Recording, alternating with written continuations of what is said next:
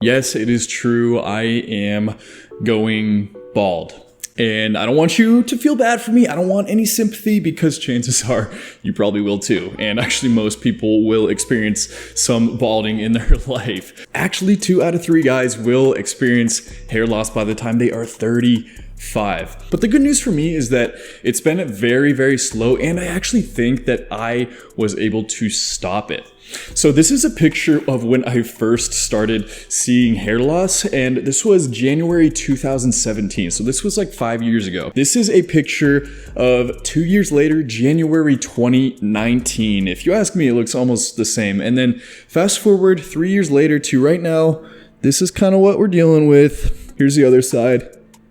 It might have got a little worse, but I think it more or less looks the same. I remember when I first noticed these recessions in the side of my temple, I was like freaking out, thinking I would be bald in like 6 months, but luckily it's gone pretty slow. And then I think I also have stopped it. So I just wanted to jump on a quick video and tell you kind of my experience with it, some things I'm doing, and if you're experiencing the same thing, some options that you have to not only stop hair loss, but also regrow hair. So first of all, what is balding? Balding is most likely one of 2 things. One, it could be alopecia, which is a genetic hair loss, mostly triggered by stress and different variables in your life. It usually happens in the form of patches on your skull, and that's usually when you see a woman that's bald, it's usually because of alopecia. Number 2 is sensitivity to DHT. That's dihydrotestosterone, and that's a variable of the hormone testosterone.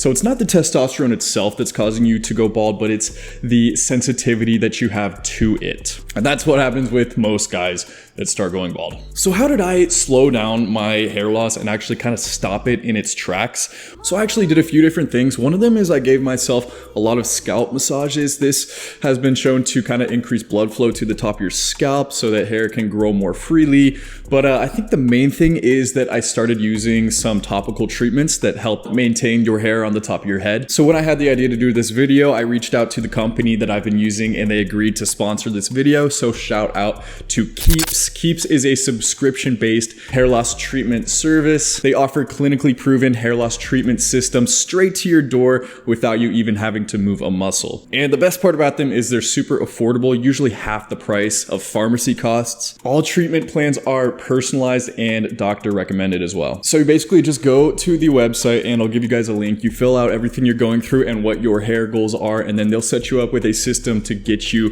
where you actually want to be. And I wish I could share with you guys the actual names of the treatments that I'm using, but unfortunately FDA doesn't allow that. But if you go to the website, you can see. But Keeps does offer FDA regulated, doctor prescribed treatments, but you don't even have to go to a doctor. That's the beauty of it. Most guys start seeing results within 6 months, and I know I did too. I at least saw definitely a stop in the hair loss, and some people actually experience some regrowth of hair that they've already lost. So if this interests you, click the link in the description, go to keeps.com/Brett, and I got a deal, so you know what that means. You guys get a deal too. You guys can get 50% off of your first order. So although it is harder to regrow hair that you've already lost, it's not impossible. But for those of you that have already substantial loss, basically your main option is getting a hair transplant. And there's some great options out there in this day and age. I wouldn't be against that, but that is obviously an invasive procedure and kind of like a big deal. So maybe try some other steps before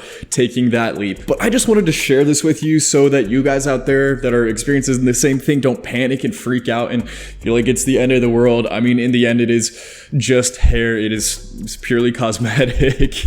And you know, worst case scenario, just shave that shit, get jacked, and be the next Rock, you know?